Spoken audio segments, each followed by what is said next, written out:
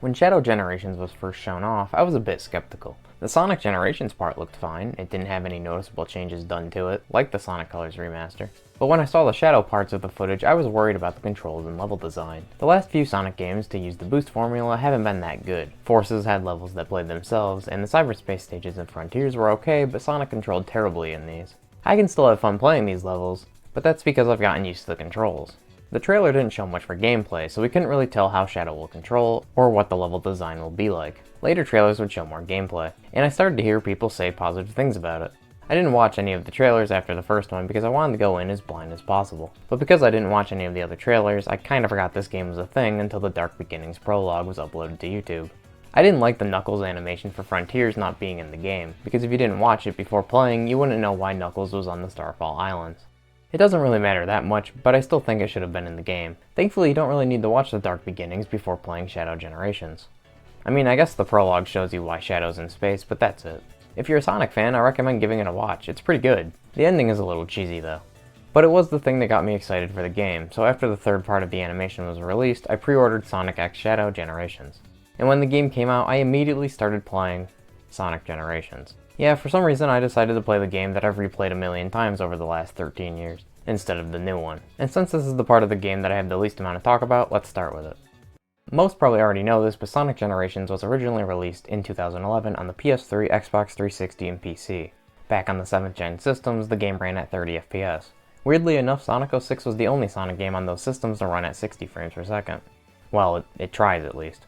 The remaster of Generations runs at 60 FPS. Unless you're on the Switch, then it's still 30 FPS. And of course, the game is a higher resolution than it was on the older systems. The loading times have also been improved, and are a lot shorter than they were on the 7th gen consoles. The loading screens in Generations were never 06 bad, but they were still pretty long. But now they load almost instantly. Even on Switch, the game loads faster than the original version did. If you're a PC player, having quick loading times and 60 frames per second gameplay is nothing new. But it's cool to have this game at 60 FPS on consoles. I guess playing Generations on a Series X made the game 60 FPS, but I swear playing Gens on the Series X made the game way buggier. Like, no matter what I do, on Series X this part of Chemical Plant never works. Anyway, other than the frame rate and resolution, the first major difference you'll notice when playing is the different control scheme. The remaster's default control layout is the same as Sonic Frontiers. Boost is on the right trigger, and the homing attack is on square, if you're playing on PlayStation 5. I tried playing Generations with these controls, but I couldn't get used to it. I ended up changing them back to the original. The new controls aren't bad, I've just played Generations way too much over the years, so I can't play it any other way. Which is probably why I also didn't use the newly added drop dash either. The drop dash was first introduced in Sonic Mania, and since then it's pretty much shown up in every Sonic game. Both classic and modern Sonic have the drop dash now. It's a part of modern Sonic's moveset, and it's an upgrade for classic. Honestly, I thought it'd be the other way around.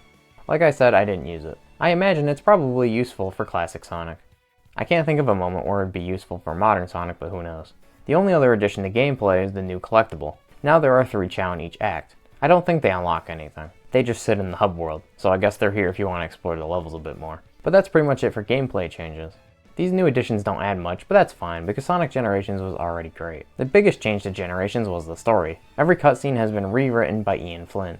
This change has been kinda divisive in the fanbase. To be honest, I don't care that much. Generations' story wasn't, well, it didn't have much of a story to begin with. So I usually just skip the cutscenes anyway. While I think most of the new lines are better, like the ones given to the characters at the end, the main problem was the voice acting. I like most of the voices for these characters, but there are a lot of lines that sound way worse in the remaster compared to the original. I'm assuming it was direction, because even the voice actors that most fans like have a few lines that sound a little off. There are also some slight changes to some cutscenes. Most cutscenes use the same animations as the original, which can lead to some weird interactions, but a few have some differences that don't change much at all. At first these changes didn't bother me, and they still don't really. I just hope this doesn't become a thing with Sonic re-releases. I can only imagine how angry some fans would be if, let's say, Unleashed finally gets re-released and then they redub and change a bunch of lines. I guess if they were to change a story in any old Sonic game, I'm happy it was the one that barely had a story. Anyway, that's pretty much it for Sonic Generations. Let's get into what most people are buying this game for, Shadow Generations. This opening cutscene looks incredible. During my first playthrough I thought this cutscene was CGI, but from what I've heard it's actually in-game. I genuinely couldn't tell at first. The animation and lighting is leagues better than the cutscenes in previous games. In general, I thought these cutscenes were way better than the ones in pretty much every Sonic game. Like for example, in Sonic Generations, most of the cutscenes are just a few characters talking and maybe moving their arms around. But in Shadow Generations, I mean just look at them. There's way more movement and the characters are way more expressive. Frontiers had a few cutscenes where the characters actually showed some emotion. In my opinion though, I think these cutscenes are way better. Just like Frontiers and the new script of Generations, Ian Flynn is the writer for Shadow Gens. And for the most part, I thought it was all really good. There are a few cheesy lines here and there, but it's a Sonic game, so I kinda expected a few. My favorite part of the story was Gerald Robotnik's journal. This was such a fun and interesting read. With one look at my channel, you can tell I'm a massive Sonic fan. So getting to learn more about characters like Shadow, Gerald, and Maria was great. I also like a bunch of the new lore that was added or fleshed out better in this. I always wondered how the Bio-Lizard was a prototype of Shadow. Like, how did Gerald go from a lizard to a hedgehog? This journal actually explains that. The Bio-Lizard was one of the salamanders that Gerald was using as a test subject. That makes a lot more sense now. Other than the journal, another thing I like about this game's story is it actually made me care about Shadow again. It's been many games since I actually cared about him. I mean, he hasn't really done anything in any of the recent games he's shown up in, so that might be why. Either way, it's nice that he feels like a character again. But as much as I enjoyed the cutscenes in this game, story is never why I play a Sonic game. I've always cared more about the gameplay. And I'm happy to say Shadow Generations is the most fun I've had playing a 3D Sonic game in a long time. So Shadow Generations is not using the same engine as Sonic Generations. Instead, it's using the Frontiers engine. Earlier I said Sonic controlled terribly in that game, and he does in my opinion. So thankfully Sonic Team has made some huge improvements to the controls. In Frontiers I always thought the controls were kinda stiff when running at high speeds. I'm not sure how to explain this well, but just trying to move left or right while running felt way worse in Frontiers compared to the other games.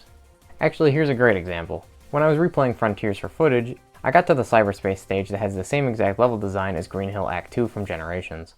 In Generations, even without the drift and when boosting, Sonic can make this turn. In Frontiers, he slams his face into the wall unless you slow down a bit. So I found out you can make this turn if you start turning at the right time. But he still barely makes it. Shadow thankfully controls nearly perfect in my opinion. There's still no drift, but Shadow can turn way better than Sonic could in Frontiers. They also made some changes to moves that I really like. The homing attack has been improved. In the previous game you had to wait a bit between attacks, but now it's back to being quick. I wish it was a little bit quicker, but that's a nitpick. They also made a change to the quick step. In Forces and Frontiers, the quick step was really slow to use. It made you go way further than you used to. Now, in Shadow Generations, you still use the quick step the same way, but now Shadow keeps going for as long as you hold down the button, or until you hit a wall or something. I hope they keep this in for the next Sonic game. I think they can make a lot of fun challenges around it. You don't have to use it much in this game, which was kind of disappointing because there's a lot of potential for good level design. At least the new moves introduced in this game get used quite a bit. But before I get to them, Shadow has a few of his iconic moves back in this game. First is the Chaos Spear, which stuns enemies, and Chaos Control. But the way Chaos Control works here is a little different. Like you would expect, it stops time. But they actually did more with this than I thought they would. If you know when to use it, you can stop things like missiles and use them as platforms. Sometimes doing this leads to alternate paths or secret items. You can also use it to ride these green trails, which also lead to alternate paths. The way Chaos Control functions in this game is way better than the way it worked in the Shadow the Hedgehog game. In that game, it let you skip a large part of the level, which was kinda helpful if you were doing the neutral path, but was completely worthless if you're doing any other path. I guess both versions of Chaos Control work for what game they're in. But I prefer actually playing the level, so I like it more in this game. Throughout the game you unlock new abilities called Doom Powers. The first one you unlock is Doom Spears. This is pretty much an upgrade for the Chaos Spear. It lets you target multiple enemies or switches with spears. I only use it when I have to or against the bosses. Next is Doom Blast. So most enemies in this game are enemies from whatever game the stage is from. But throughout the levels you might run into some of the Black Arms. These enemies can only be defeated by using the Doom Blast. Shadow kicks them and then wherever they go he teleports there. I think this move is really cool. My favorite stage to use this ability is Kingdom Valley Act 2. There's a part of the level where you can kick them forward and continue the stage normally, or aim them higher and skip a platforming segment. There's probably more moments like this, I just haven't found them yet or can't remember. The next power is Doom Surf. This one got used more than I thought it would, but I think it's still only used in like 2 levels, not counting challenge levels. On my first playthrough I thought the only stage that was going to use this was Kingdom Valley, but they found a way to use it in Sunset Heights. Sunset Heights is a level from Forces. Modern Sonic and Shadows versions of the level were mostly outside on the streets and rooftops, but the lower path in classic Sonic stage was the sewer. So in Shadow Generations, Act 1 is more like Shadow's level from Forces, except this time it's fun and actually has level design. And Act 2 includes the sewer area from classic Sonic stage, as well as a bunch of places that are flooded. I think this was a clever way to make sure the surf ability was used in another level other than just Kingdom Valley.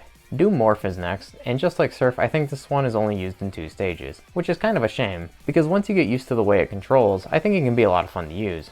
Maybe that's because I found out you can launch yourself off of platforms. You can't go as far as you could with the Spin Dash in Adventure, or the Rocket Excel from Heroes, but it's still fun trying to see how much you can skip.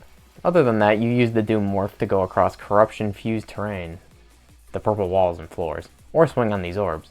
Other than using it to launch Shadow across the levels, My favorite part of this game that uses the ability is the fight against Mephiles. Actually, the boss fights do a great job at making you use the things that you've learned to beat them. Sonic Team has also gotten better at telegraphing boss attacks. In Sonic Frontiers, it was kinda hard to tell when an attack from the Titan would hit you, which is what made the boss rush during Update 3 so difficult. But in Shadow Generations, it was always obvious. Anyway, there's one more Doom power, and it's the Doom Wings. This power is pretty much the game's super transformation. Once you collect 50 or more rings and then press both L1 and R1, Shadow gets his wings, and you can just fly over everything. From what I can tell, the levels are designed with this in mind. I never found any glitches when experimenting with them. Just like the other Doom powers, there are shortcuts and paths you can only take by using the wings. I don't use them that often because I like to play the levels normally, but they are fun to use once in a while.